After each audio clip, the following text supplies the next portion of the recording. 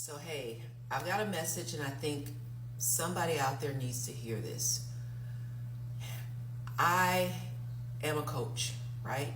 And I've been coaching for years.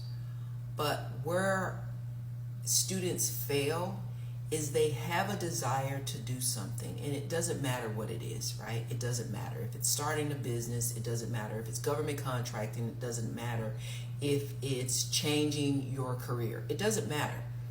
What the problem is for most people is they're interested in doing something, but they lack action. It's the action, right? It's the ability to execute. So you just can't say it without taking the first step. Guys, take the first step. You can do it.